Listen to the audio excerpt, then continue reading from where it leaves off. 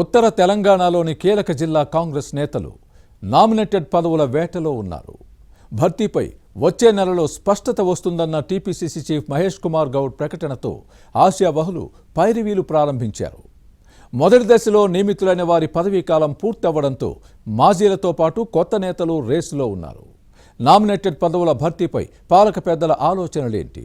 మాజీలను పక్కన పెట్టాలని భావిస్తున్నారా? ఇంతకీ ఏ జిల్లా నేతలు పైరవీలు చేసుకుంటున్నారో ఈ స్టోరీలో చూద్దాం.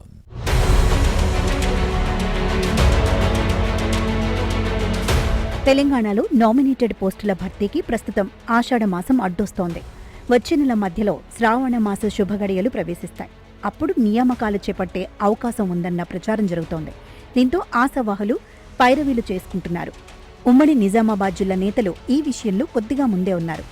కాంగ్రెస్ అధికారంలోకి వచ్చిన కొత్తలో ముఖ్యమంత్రి రేవంత్ రెడ్డి ప్రభుత్వం జిల్లాకు అన్ని విషయాల్లో ప్రాధాన్యత ఇచ్చింది.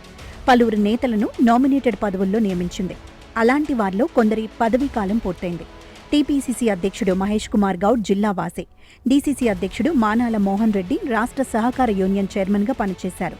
జిల్లా కాంగ్రెస్ కమిటీ మాజీ అధ్యక్షుడు తాహెర్ బిన్ హందాన్ ఉర్దూ అకాడమీ చైర్మన్గా బాధ్యతలు నిర్వహించారు.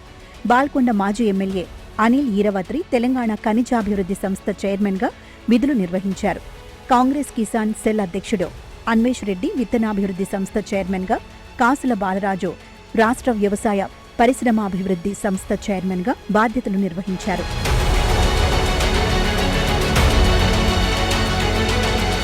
ఒకేసారి ఏకంగా 5 కార్పొరేషన్ చైర్మన్ పదవులు ఉమ్మడి నిజామాబాద్ జిల్లాకు దక్కడం పార్టీ వర్గాల్లో ఉత్సాహం నింపింది.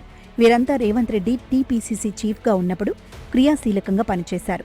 ఈ గుర్తింపుతోనే పదవులు దక్కాయి. పార్టీలోకి వచ్చిన ముఖ్య నేతలను సైతం కాదని వీరిని నామినేటెడ్ పోస్టుల్లో నియమించారు. 2 ఏళ్ల పదవీకాలం ఇటీవలి ముగిసింది. ఈ సమయంలో వీరు సాధించింది శూన్యమనే విమర్శలున్నాయి.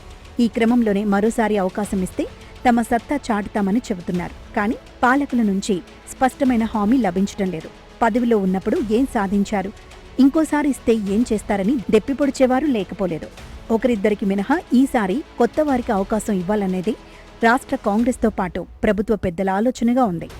పదవిలో ఉన్నప్పుడు కార్పొరేషన్ల వ్యవహారాలు వదిలేసి సొంత వ్యాపకాలు చూసుకున్న వారే ఎక్కువగా ఉన్నారు. పార్టీ పనులు, ప్రభుత్వ కార్యక్రమాలను పట్టించుకోకుండా జేబులు నింపుకునే పనులు చేశారనే ఆరోపణలు లేకపోలేదు. కార్పొరేషన్లలో అవినీతి, అక్రమాలకు పాల్పడిన వారి జాబితా అధిష్టానం పరిశీలనలో ఉంది. ఓ చైర్మన్ తన పరిధిలోని వ్యాపారులు, కాంట్రాక్టర్ల నుంచి ముక్కుపిండి మరీ వసూలు చేశారని ప్రచారం జరుగుతోంది. అలాంటి వారిని పూర్తిగా పక్కన పెట్టే ఆలోచనలో ప్రభుత్వం ఉంది.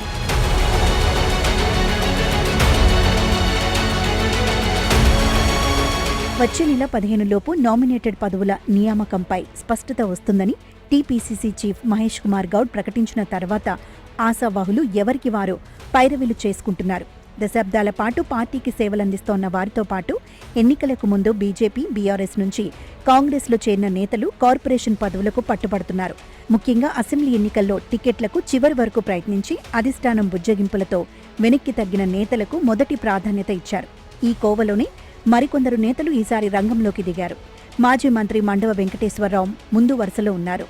మచ్చలేని నేత, వివాదరహితుడిగా ముద్రపడిన మండవ వెంకటేశ్వరరావుకు తగిన ప్రాధాన్యత ఇవ్వాలని ముఖ్యమంత్రి రేవంత్ రెడ్డి ఆలోచిస్తున్నారని పార్టీ వర్గాల్లో వినిపిస్తోంది. గతంలో నిజామాబాద్ జిల్లా పర్యటనలో సీఎం ఈ విషయాన్ని ప్రకటించడాన్ని గుర్తుపెట్టుకోవాలి. మండవ తెలుగుదేశంలో రేవంత్ రెడ్డి కలిసి పనిచేసిన అనుభవం ఉందనే మాట వినిపిస్తోంది. మండవ సేవలు వాడుకునేందుకు ఇదే సరైన సమయమని సీఎం భావిస్తున్నారు. మరోవైపు ఎస్సీ సామాజిక వర్గం నుంచి సీనియర్ నేత గడుగు గంగాధర్ ఈసారి కార్పొరేషన్ చైర్మన్ పదవి ఆశిస్తున్నారు. 2023 ఎన్నికల్లో జుక్కల్ టికెట్కు ప్రయత్నించిన గంగాధర్ అధిష్టానం సూచనతో వెనక్కి తగ్గారు. సుమారు 4 దశాబ్దాలుగా ప్రతికూల పరిస్థితుల్లోనూ పార్టీకి సేవలందిస్తోన్న తనకు సముచిత స్థానం కావాలని పట్టుబడుతున్నారు. నిజామాబాద్ మాజీ మేయర్ ధర్మపురి సంజయ్ కూడా కార్పొరేషన్ చైర్మన్ రేసులో ఉన్నారు. ఈ మాజీ మంత్రి స్వర్గీయ డి శ్రీనివాస్ తనయుడు. డిఎస్ అంత్యక్రియలకు నిజామాబాద్ వచ్చిన సీఎం రేవంత్ రెడ్డి ఈ కుటుంబానికి తగిన గౌరవం ఇస్తామని ప్రకటించిన విషయాన్ని గుర్తుపెట్టుకోవాలి.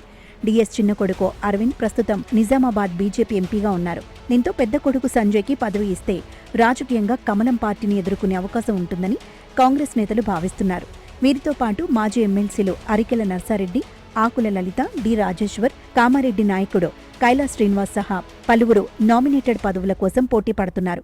టీపీసీసీ చీఫ్ మహేష్ కుమార్ గౌడ్ సొంత జిల్లా కావడంతో పోస్టుల భర్తీలో ఈ నేత ముద్ర ఎలా ఉంటుందో చూడాలి.